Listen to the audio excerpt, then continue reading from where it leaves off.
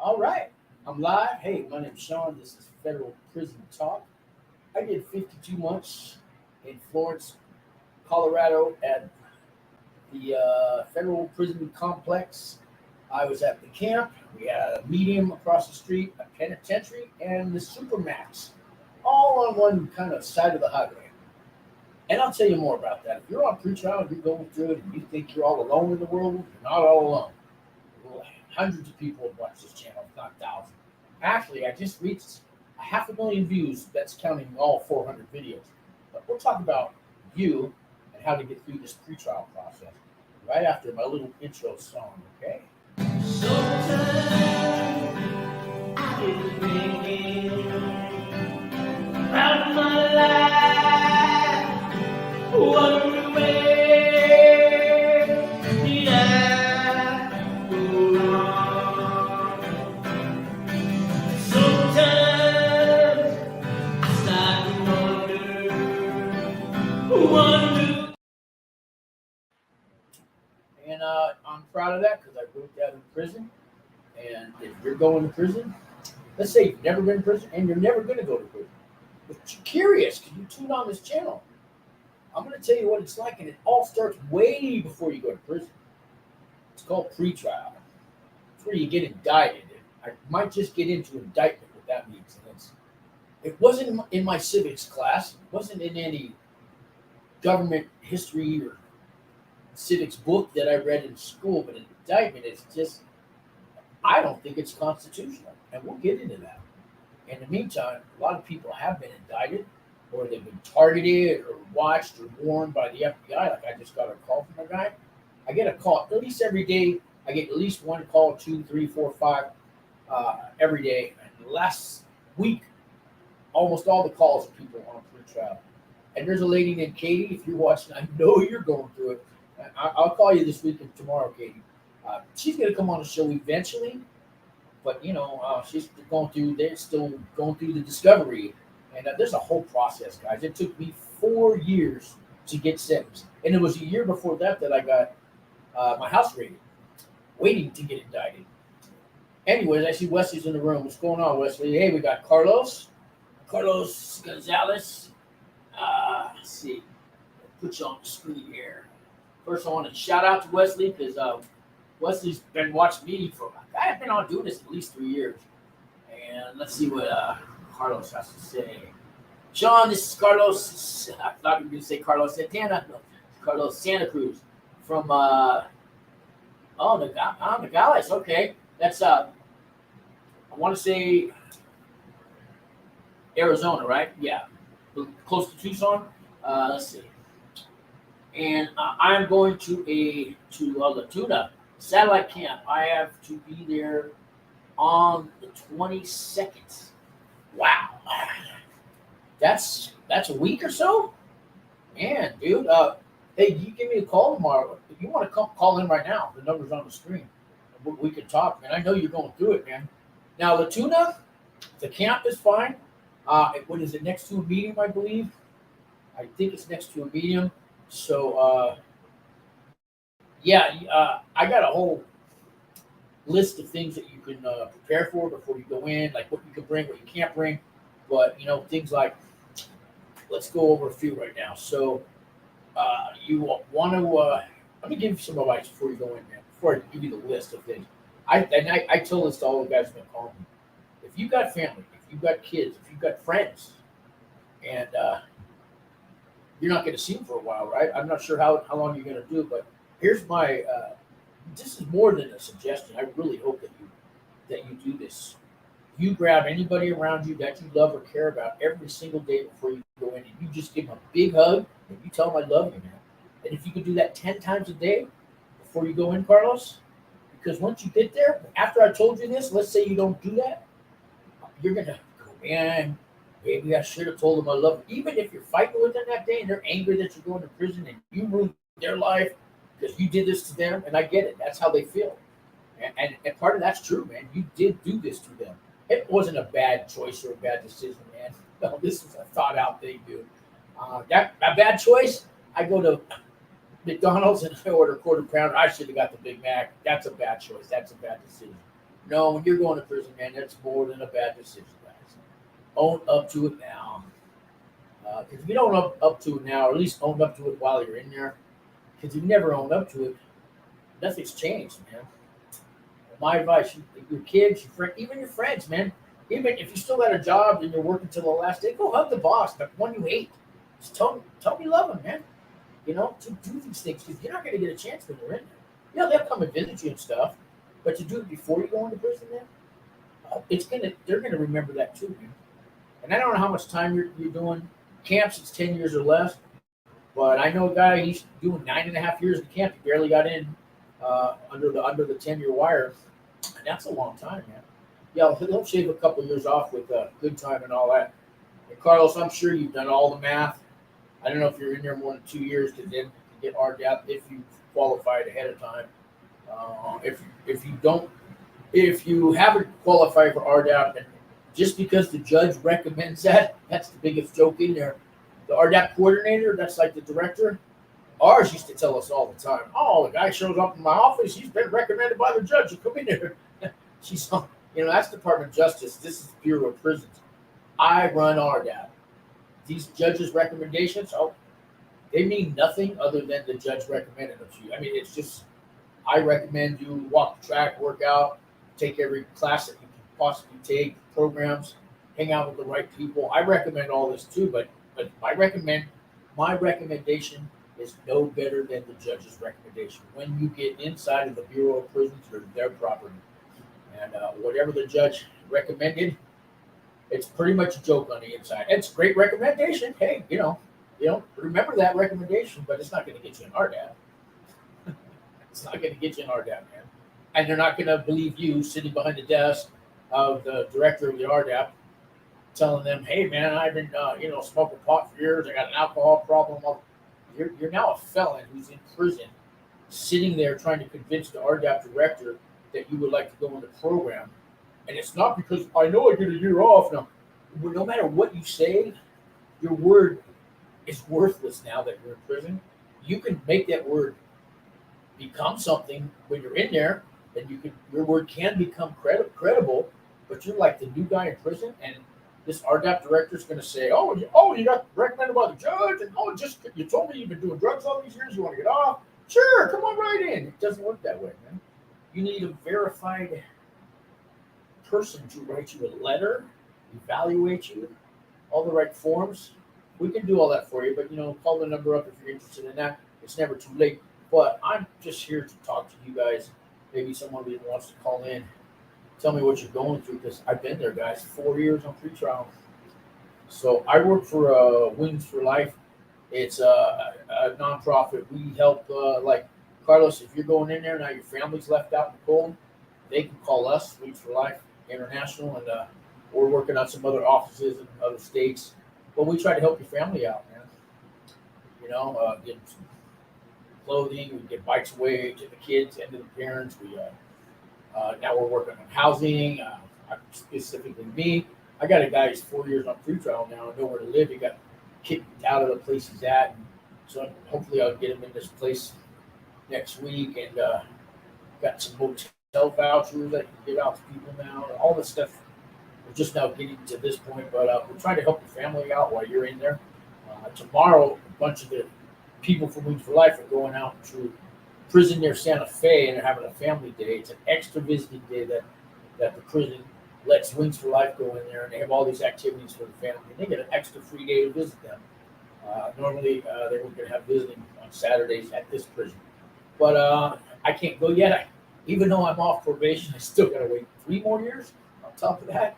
So, and I will go back to prison, guys, but I'm walking out the same day. I can't wait. My dream is to go back to Florence, Colorado, to a visiting room where I saw guests that have actually done time where I'm at.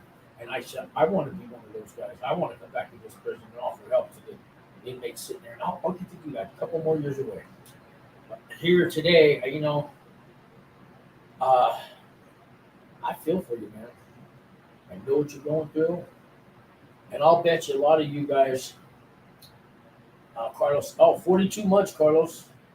So, yeah, that definitely 37 months or more can get you a year off if you take RDAP. And I don't know if it's in your pre-sentence report. It's called a PSR or a PSI, but I think the real technical term is PSRI, which stands for pre-sentence, no, PSII, pre-sentence investigation report, or pre-sentence report, or pre-sentence investigation, PSI, PSR, they're all the same thing. It's 17, 18 pages long, Carlos. I'm sure you remember that one. If you have a good lawyer, and guys, I know I'm jumping around here, but when it comes to lawyers, in the feds, the public defender in the feds, they do a very good job. They work really hard. And to be a public defender in the federal courts, it's like the highest career. They've reached the top of their career. They're happy. And there's only a couple public defenders that work for the federal courts in each district, but they have a whole list of lawyers that are appointed to you. If you can't afford one, there's only one or two or three public defenders in that whole office, even the big cities. The rest are lawyers, right? Who, they do so many a year. They will work just as hard for you if you go hire a lawyer. In the states, if you're going to a state court, yes, please hire a lawyer. In the feds, give that money to your family. That's my advice. There's sentencing guidelines. These lawyers, they can't wheel and deal like they do in the states. Carlos might know. Let's see what he's saying here. Sean, you're a great man. Keep the good work. God bless you. God bless you too, Carlos. Carlos, man, give me a call, or call in now, or call me tomorrow, or this weekend, man. Let's talk, man. Let me walk you through what you're about to go into. Latuna's not a bad one, the camp. I haven't heard bad things about the camp. I think it's a medium. It might be a penitentiary. It might be 2 or 3 prisons. I'll look it up tomorrow, but the camp's not bad there. But man, it's hot, dude. It's gonna be hot. So yeah, but the feds do have AC, and most state prisons don't have AC. Man, in Arizona, those state prisons, whoo, man, the Arizona state prisons. I don't know if they're still doing it, but they're dressing up in pink jumpsuits. And, they shut off the AC, man. If you they might have a little fan. If you get the bed next to the fan, you might be all right. That's probably the guy with the most time. Hey, there we go. We got Sean Hunt on here, and she says, if you need help inside, email me or call me. That's right. Her phone number's up there now. This lady, guys, knows people in Grand Prairie, Texas. Grand Prairie, Texas, that's where all the federal lawyers for the BOP are stationed to work at. But Sean can pull some miracles off. She can get you out of prison. She's done it. I've witnessed it. I've talked to guys. I've sent people to her. She can do miracles for you. She can help. She can help you. So give her a call. Good to see you, Sean. And she's all over Facebook too. But now you got her number up there.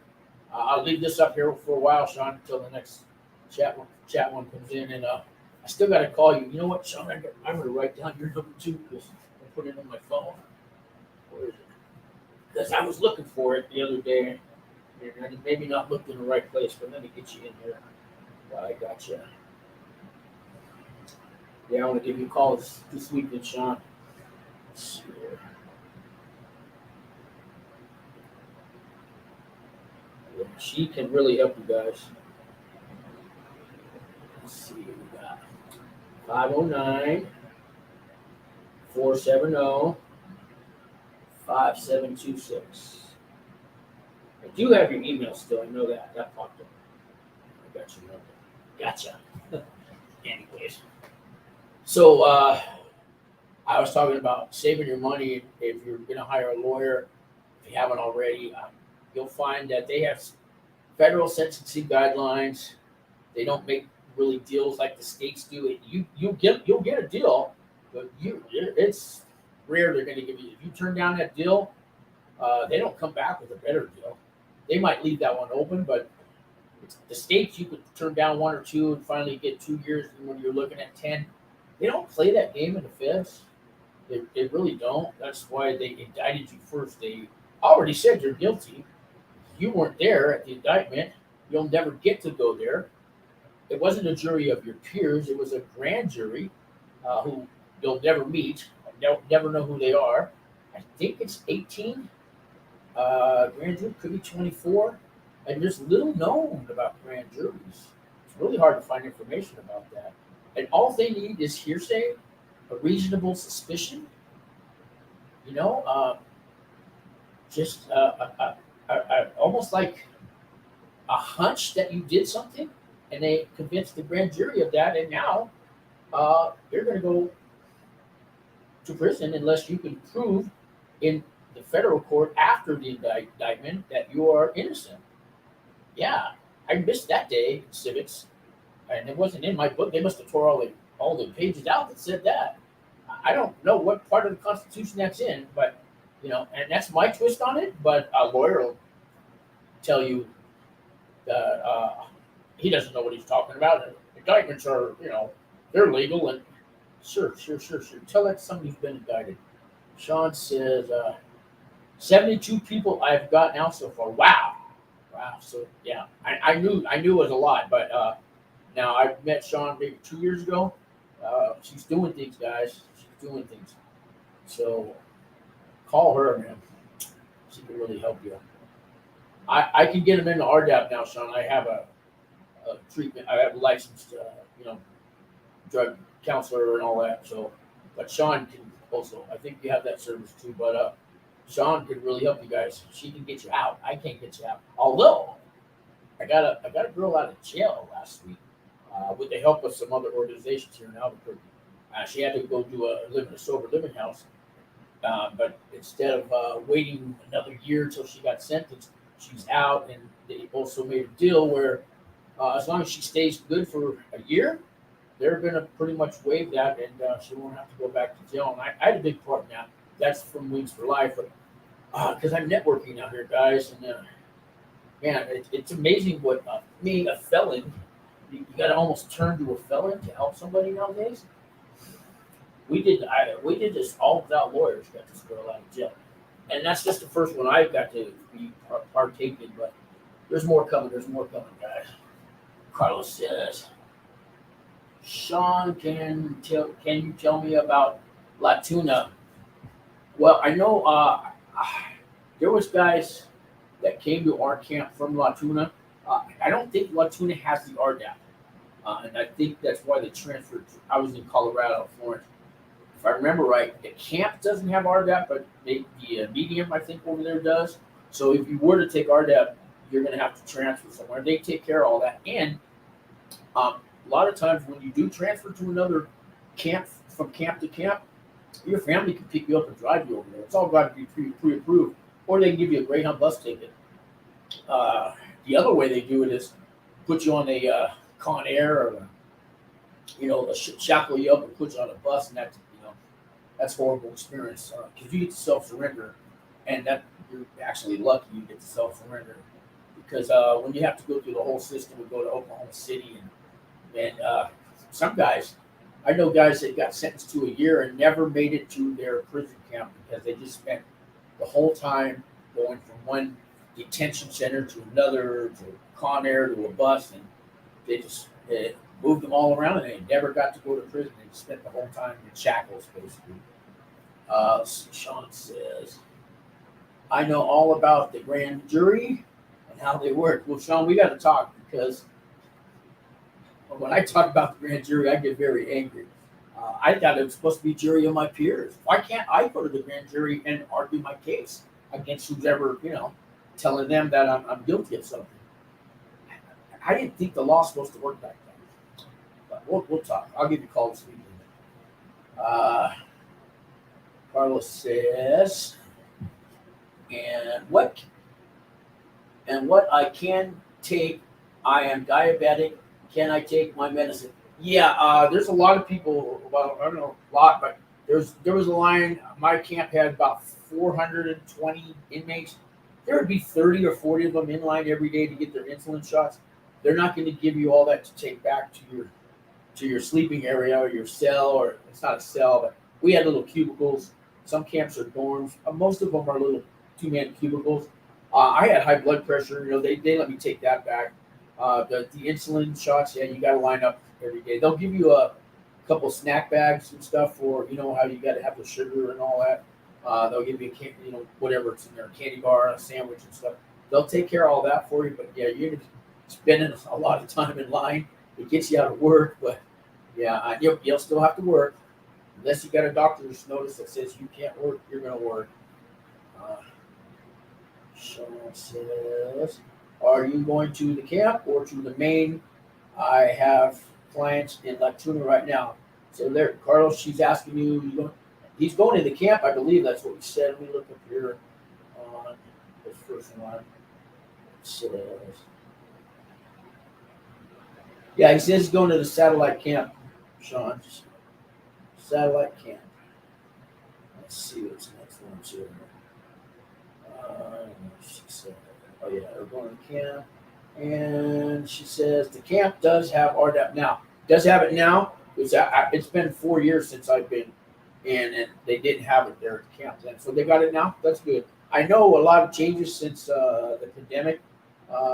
Where I did my time at Florence Federal Prison Camp, they don't have RDAP there no more. So what I was told, I got a call from an inmate who was there, who I was working with before he went in, and he says they just shut it down and they're moving it to the penitentiary. And I said, they don't have RDAP in the penitentiary. They have a couple of drug programs in there. He says, I know it's going to be the first one. I don't even know people in the penitentiary qualify because they're violent offenses. And, a lot of them have 20-year sentences. But he said, no, they're moving it to the penitentiary. Now, I've heard now that was a year and a half ago. I heard now that didn't work out. Now they just don't have it at all in Colorado. Inglewood was the other federal prison, and they don't have it at the camp there, but they did have it at the low. So for Colorado, that's it. Now La Tuna has it at the camp, so that's good, Carlos. You won't have to, be transferred. But I don't know if it's in your pre-sentence report. They're not just going to take your word for it or the judge's recommendation. Well, there's ways around that. You're still not too late to get evaluated and have a letter, all that stuff sent. But you call me if that's the case. Let's see. Carlos, give me a call tomorrow. Yeah, Sean wants you to give her a call tomorrow too. What do we got here? Busted up. All right, but you're still one of us, man. I won't get you. I've been on pretrial for 3 years now. Oh man, I know what you're going through, man. Have you been taking a plea? Got a plea offer yet? Done the pre-sentence report? Do you know what your guidelines are yet? You have a clue? Or are they just still, extending all the court dates? And how many co-defendants do you have? See, I had 9 co-defendants, and I had this leadership role, so I had to go last. I wanted to make sure I got more time than anybody else. But I did a whole lot of things on pretrial to move me down. And so what they do is I had a Category 4 criminal history, and because of all the good things I did while I was on pretrial, I'll get into. But the judge took that Category 4, moved it to a Category 1, and then it ended up getting 52 months. The guidelines for that were the Category 4 was looking at like 77 to 96 months.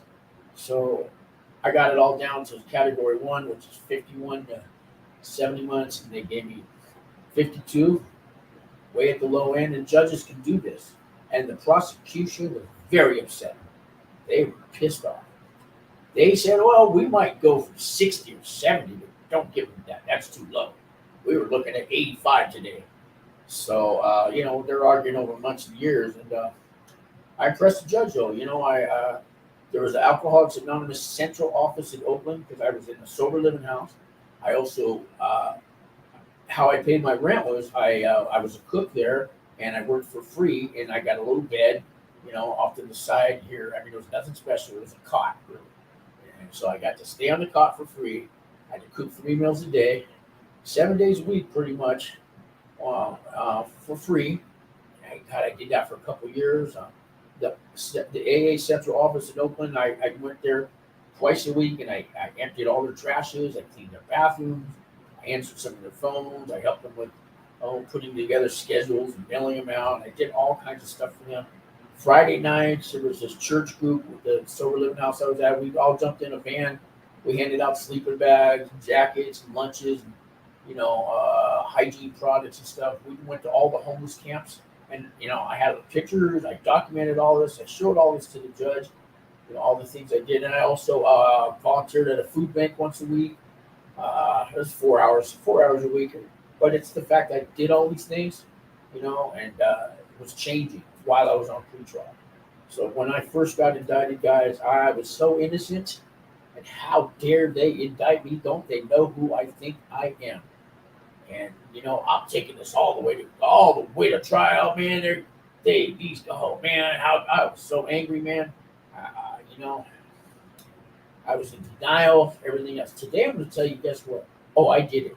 I stole from the government big time. I was doing fraudulent taxes for all kinds of people. Just started out with a few people in the neighborhood, and it grew and grew. But yeah, I stole from the government, guys. It was not my money to steal, okay? And I stole it, and I deserved to go to prison. I really did. So, and you know what? It was the best thing that could have happened to me. It really was. And if you watch some of my other videos, I get into that, But I was doing drugs every day. When I first got indicted, I didn't show up to the next day of court, at the next court date, because I'd rather get high. And when they finally caught me, I was on the run, and I actually went and turned myself in because I got scared. I was on the run. I had no money, and the public defender told me, if you turn yourself in, I'll get you in the drug program, and then you can stay out until you get sentenced. And that's what I did. He got me in a program. It was a 6-month attack therapy program. But when I turned myself in, my blood pressure was over 220, and they said I was having a cardiac arrest or something, and they rushed me to the hospital. And well, they told me I had a heart attack in jail, and they kept me there for days, and then lowered my blood pressure, put me back in jail, and I was probably going to die that week. Who knows? But the way I was going, man, I was going to die. I know it. So that part saved my life. But in order to keep my life going, man, I had to work on myself, man. And I had to get through I call it the 5 stages of pretrial. It's just like the stages of somebody dying, man. Your denial, your angry, your disbelief, until you finally can admit that you did the crime and be accountable for it, And then, the last one is just trying to make it right, man.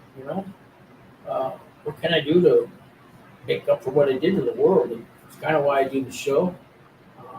It's what I get to do at work now. I got my job because of the show. I got called up one day and offered this job here in New Mexico to go help people getting out of prison and the families while they're out. I get to do that, But I worked on myself before prison, in prison, and I still work on myself now. And that's the key, man. Let me see what she put out. I got more comments here. Oh, they have it in Inglewood at the camp. I know the low in Inglewood had it. The camp has it. Good to know. Maybe that's where they sent the RDAP from Florence to the Inglewood. But that's a small camp. It's like 90, 100 inmates. So I can't see why they would have RDAP at a camp that small, Sean. I'll have to look. Maybe they didn't increase their numbers, but I mean, because RDAP's supposed to have 100 inmates in the whole class. So that's not even a full. That would have to be everybody in the camp going to RDAP. So I'm not sure. I know they have it at the low, Sean, but a lot of times the BOP website says they have it at the camp or something, or the complex. But when you call up, you'll find out it's not really, because I put a request in to go to Inglewood. I thought they had RDAP at the Inglewood camp. Then I called up the camp itself. I called up Inglewood and I asked, can you transfer me over to the camp? And when I got to the camp, they said, well, we don't have it here. The low has it. But it says on your website, and they said, yeah, we know it says that, but it's the low. So I don't know. I'll have to look into that. Let's see. ATL. Yes, I'm looking at 5-year mandatory, level 24. I don't have I couldn't go grab my guidelines, but 5-year mandatory. Oh, yeah, they have the mandatories. But even with the mandatories, you'll get your good time taken off. And if you qualify for RDAP, you get another year taken off. Let's say 5 years. Well, it's going to be 10 months off on your good time for 5. It's 54 days a year. If I round it off to 2 months, there's 6 days difference. But basically 10 months, 9.5 months off for your good time. The First Step Back credits, every 30 days of programming you do, you can get 15 days off for a halfway house or home confinement. You can also get another year off if you take RDAP. RDAP usually gives people at least 6 months off to go to halfway house or home confinement because you have to do aftercare twice a week. You're going to go to aftercare, which is a one-on-one counseling group and then a group counseling session. You got to do that twice a week, at least for 4 months. But most people, 5 years, you do all those things I just suggested, you cut your time in half, maybe even less, but you cut it in half for sure, even with the mandatory. And if you want to know more about RDAP and stuff, well, I got other videos, but you can call me anytime, guys. Let's catch up on these. It's late at night, and you know, too many people are going to be on here. There's more than I expected. So let's see. Catch up. Oh, category 1. Category 1's good. That's the low end. But if you get the mandatory, you know, yeah, the mandatories, I was going to say, you really can't, unless they drop it, they really can't go below it. I don't know if the judge has that power on a mandatory. They pretty much can, you know, downward departures and judges go up or down. And I seen a guy get, I want to say 14 years for 2 ounces of marijuana, but he pissed the judge off. He didn't do anything at all on his pretrial. I mean, I did the video. It's one of my videos, but so I've heard of a judge going way up. Normally, though, they don't go that high, but he really did everything wrong he could. So you might want to check out that video. I know I did it this year, so if you go through my channel, it's one I did this year. Can't remember who his name was. Was it Wayne? Might have been Wayne. I think it was Wayne. I checked out one. Man, he did everything wrong. So you can watch that video and find out what not to do. Let's see. ATL says they got me with a kilo of cocaine and my gun. And the 5 year, because I got a chart, you know, on the different weights of drugs and how much time you get and stuff. But I just don't want to go grab them. I got to grab my file and go through it. But if you're looking at the 5 year mandatory, yeah, I was 24 as well, but I didn't have a mandatory. So, you know, you can take accountability with the accountability for responsibility. Is that what it's called? Anyways, basically, you tell on yourself. They'll knock 2 points off for that. You're going to sit in a room with a bunch of federal lawyers. They're going to try to trick you, twist words, and everything else to get you to talk about somebody else. And you're supposed to have a lawyer there, and you should. And if you do this, be very careful about what you say.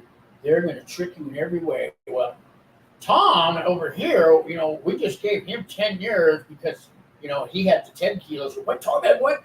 And see, they're going to twist it and try to get you to talk and talk and talk.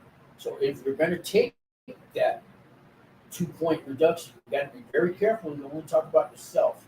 So have a good lawyer next to you. And when I say good lawyer, like I said, federal appointed lawyers are very good. Most of them work hard. They're honest. And I say save your money and give it to your family. Or you hire Sean, and she'll get you out. She'll get you out early. Her number's up there, guys. So give her a call. She said, yeah, the camp, I have 2 guys in there. Okay, I'm just wondering how, unless they added more inmates, because it was always under 100 inmates in there, as far as I know, to have RDAP, that they want to have 100, you know, participants in the program. So well, maybe they just shorten it. Maybe it's only 50 inmates or something. Might be a smaller RDAP class. Things have changed since the pandemic, and they're not doing everything like they used to. They used to have a big community meeting in the morning, and I don't think they're doing that anymore, unless they went back to it. But they were doing a lot of just little groups. They, you know, I had to make a lot of changes. So yeah. Let's see, Sean says they're moving a lot of things around, and they're taking the women's prison in California, Dublin, and turning it into a men's prison now. There's so much change. You know, Sean, I did a couple shows about Dublin. So Angie Talks Prison. She's got a channel, Angie Talks Prison, and I knew her before she went to prison because she called me, and she was on my show here a couple times before she went to prison. She did her time in Dublin. She's out now. And as a matter of fact, Monday, guys, I'm going to do a big super chat show again where I had 10 prison channels. I know Matt Cox said he'll make the next one, and RDAP Dan. And, we got Life in Prison with Zach. And there's going to be Vegas prison stories. I think he's coming, and Big Weavy, and a whole bunch of the guys from the last channel. And also Fed Phoenix, who went to Alderson prison. Her name's Audrey. We did shows together before she went to prison. She called me a lot while she was in prison.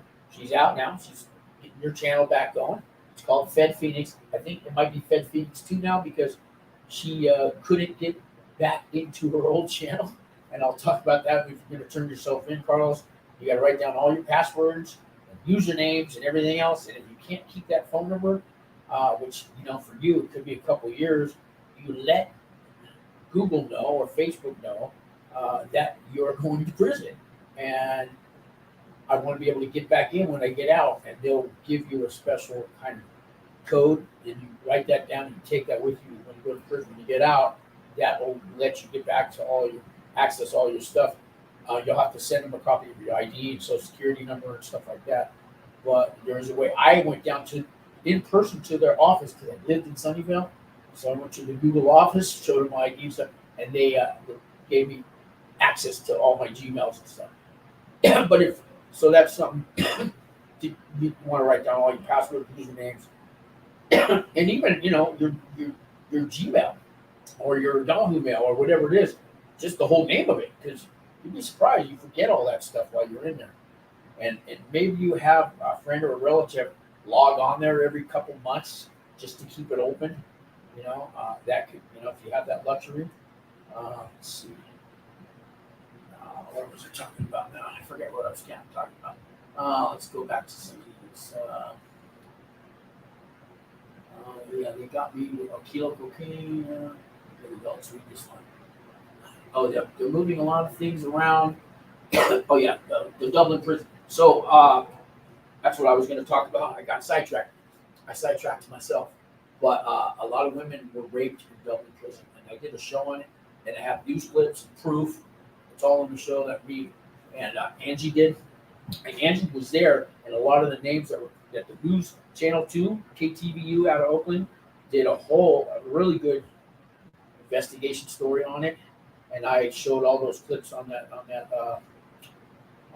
show that we did. So I'm not surprised.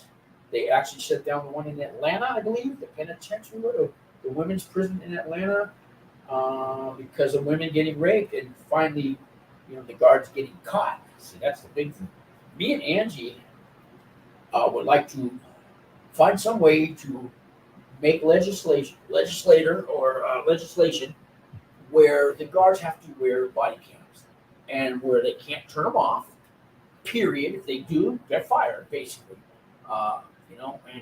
And body cams, like they've done to the police, but body cams in the prison. The federal system, the BOP doesn't even, rarely does somebody go in there with a camera and make it outside. They are so secretive or protective of their, system. So for them to have body cams, it would take a lot to pass that law, but anybody knows, anybody in politics that can get it done, please let me in on this. I want to. I'll push it on my channel. I'll get it. If we can get it on a proposition on the ballot or something. I'd love that. All prison guards wear body cams, federal and state. Make it a federal law. Could it be done? Is it legal? I don't know any of that, but I think they would solve a lot. Solve so much. And like I said, if they turn it off or cover it or something, they're fired. Okay? And I'd like to see that happen. Let's see. Carlos says, the judge recommended RDAP. Of course he did. They always do that. Sorry. It took me from December 2022 to get the letter. I just got it about a week ago. So you're talking about your designation letter. Now, if you're going to camp, a lot of times my designation letter said I was going to Florence FCI. And I freaked out because that's a medium, right? I called my lawyer and I said, what's this? I'm going to medium. He goes, well, I guess you are. Now, I went through 4 lawyers. There was conflicts of interest with the 9 co-defendants. They kept changing. The last guy was just there through the sentencing. I had a lady before him that worked really hard, got a lot of my charges dropped and stuff, but then she got offered a job to go work for the government, I guess to become a public defender or something in that department. And she had to let me go. She was great. She felt real bad that she had to leave in the middle of my case. So the last guy they gave me was just to get me through the sentencing part, and he was a fucking asshole. So, but he did speak up for me at the court, but kind of blew my mind. He really did. He said a lot of things to help me, but on a personal basis, this guy did not want to hear that he was wrong or anything.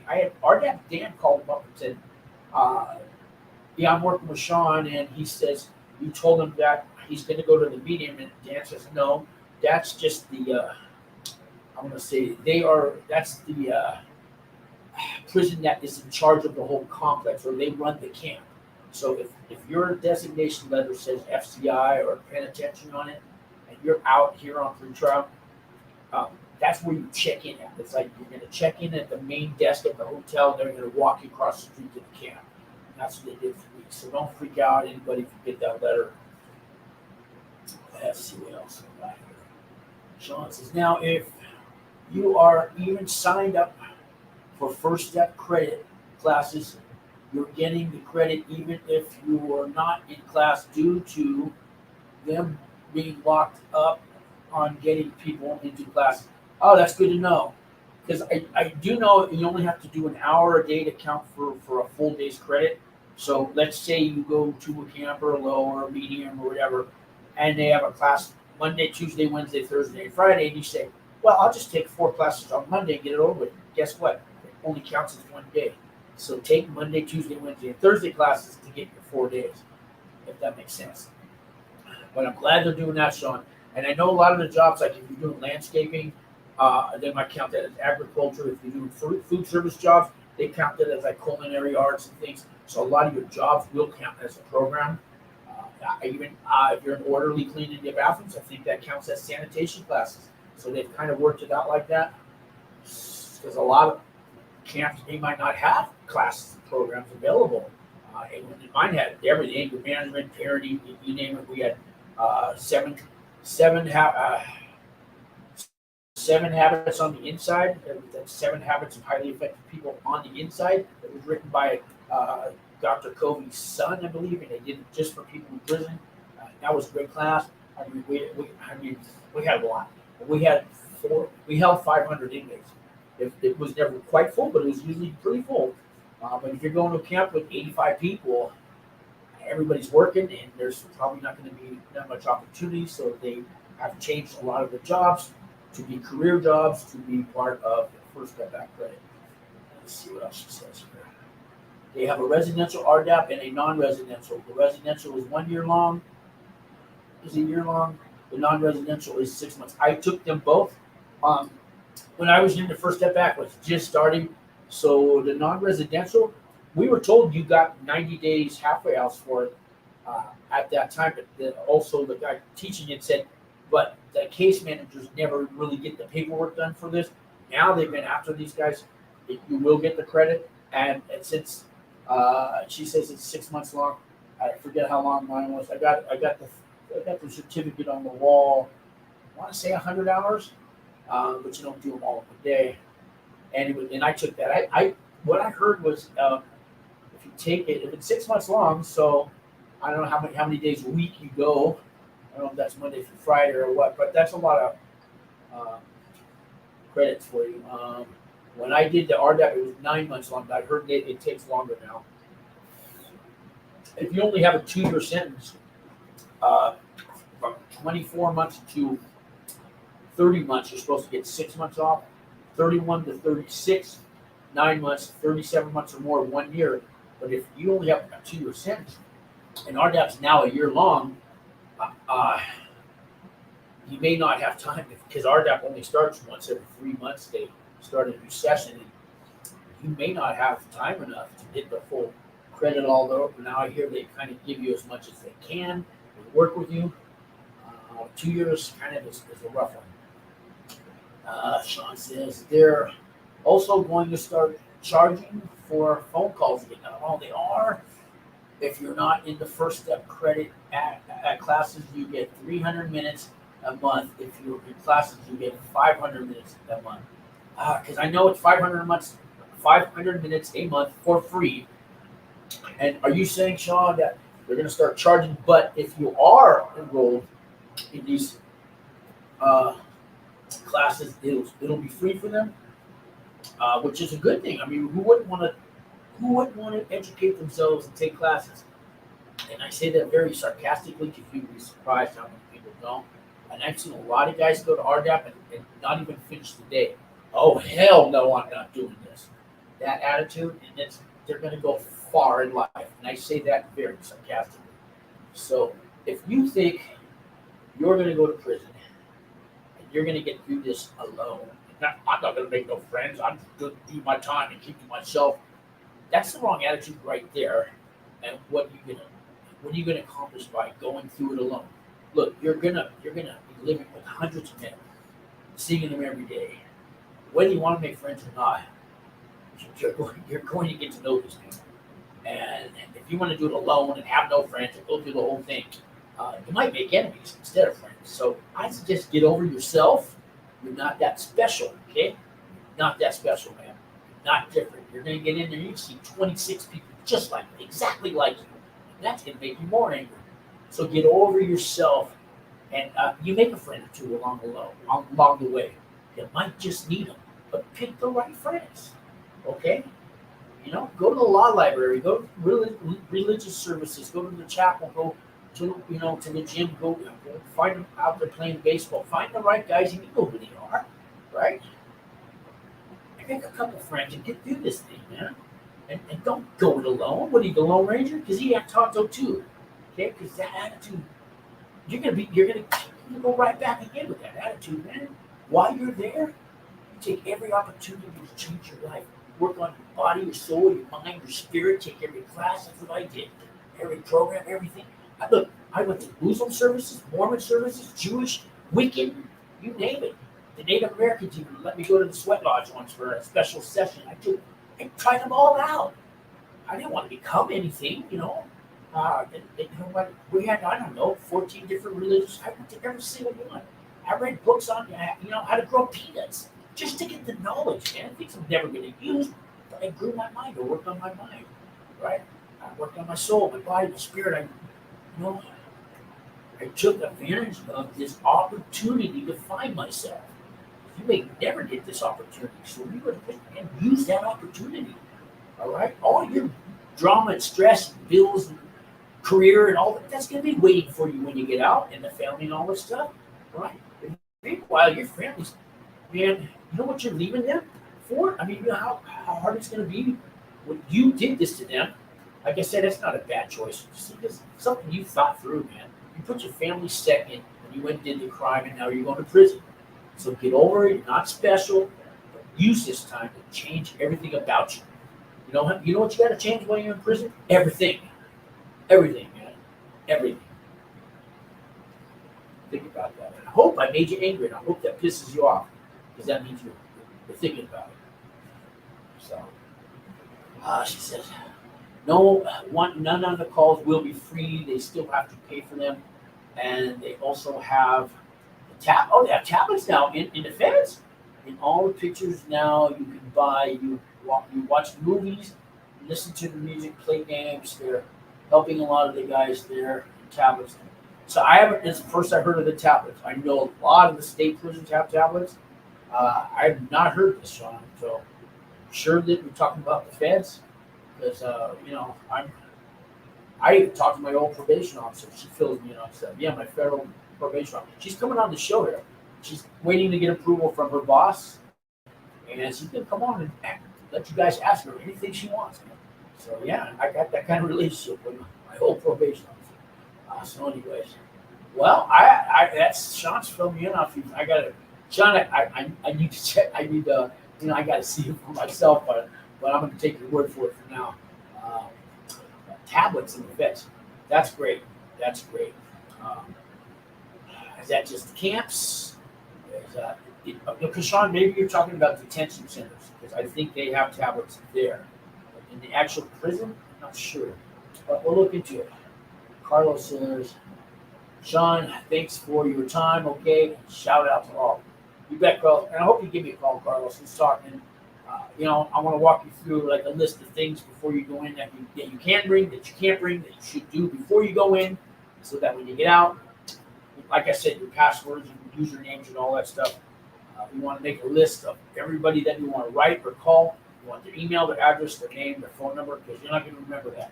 And you mail yourself a copy. Like the day before you go in, you mail yourself a copy, because you don't know if they're going to let you bring that piece of paper in or not. Just in case, mail yourself a copy, okay, like the day before. You could bring cash, but I wouldn't bring more than $500.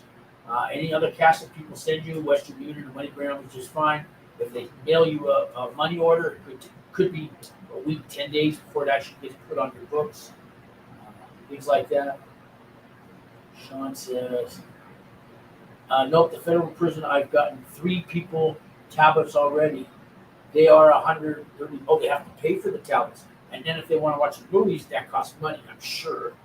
Also, tablets have to pay for it. So if it's anything like the MP3 player, Sean, every week or so they have to go to these little terminals they have and reload it, or kind of it takes a fingerprint and a special number that they have that they write in. They have to kind of reboot it. That's to stop people from stealing it or selling it. I imagine the tablets are the same way, so that they don't want people selling that. Carlos says, from the border of Nogales, Arizona. All right. That is the one, you're Tucson. I have cousins out there. They're also going to start video visits in the guys' prisons on their tablets now. I know the women had it. The Corlings, the payphones or something had it. That's great. That's good news. I wonder how much that's going to cost. I think it was free for the women, but it's on the tablet. So this stuff's all great, but again, it's even 10 cents to use the email system, 10 cents to write an email, 10 cents to read an email. It adds up, man. So I want, and the jails, it's ridiculous for the charge. I think it's $5 an hour to use a tablet in the jails, at least here in Albuquerque. $5 an hour? Who has that kind of money? But Sean says, I have to pay for the movie, but when they come home from prison, the tablets come home with them. They own them. Yeah, that's how it is with the MP3s, because, like I said, every week they have to kind of update it, get it rebooted or whatever. They have to put the fingerprint in, their password in, and when they leave, it's no good, so they take it with them. So it sounds like the same thing. It's $9 for a movie. Now, can they watch it halfway through, pause it, and watch it later? It's $9 then. That's a lot. I mean, I didn't have much money for it. I couldn't afford it. That price, I couldn't afford a movie. But some people have a lot of money in the prisons. Well, Sean, I will call you this weekend. I got your number. We'll talk, and I might have a couple people who need you. As a matter of fact, I know I do. Yes, Katie needs you. And I don't want to talk about her case on here, but Katie, if you're listening or you catch this on the rerun, I'm gonna call you this weekend. Sean, you can help her. Katie, this lady Sean, she's gonna help you, or she can't help you. We'll work it out. So, anyways, let's see. The movie's good for 48 hours, and yes, they can pause and watch it. Okay, that's good. That's good. There's another reason to put money on people's books too, guys, for this movie. I'm kind of going to wrap it up now. What time is it, anyways? It's I've been on here for an hour, guys. So this is Monday. I got 10 guys. Hopefully, all 10 will show up. I'm gonna do the super chat thing. Got Matt Cox and RJ Dan and Big Weeby and Vegas Prison Stories. And Angie Talks Prison and Harvey Talks Prison and Harvey Talks Prison too. Check him out tomorrow. He goes live at 4:00 Mountain Time every Saturday. And Fed Phoenix, she's another one. She did time in Alderson, and Angie did time in Dublin. So that's 2 women with women's prisons channels. And then there's another lady I'm going to get a hold of. Hopefully she can make it. It's I'll tell you tomorrow. I'm tired. My prison history. Yeah, my prison. God, she's gonna kill me. I'll do a promo tomorrow. Anyways, guys, she did like 10 years in Florida. She's got a great channel. My Prison PhD. That's what it's called. My Prison PhD. Check out her channel. Forgive me for getting it wrong. It's getting late, guys. Let's see what Sean says. Get some rest. I'll talk to you when you come. You bet. Guys, I'll see you on the next one. I will do a video tomorrow and Monday, man, the super chat. Thanks a lot, guys. Subscribe, like, and hit that all bell notification. See you next time.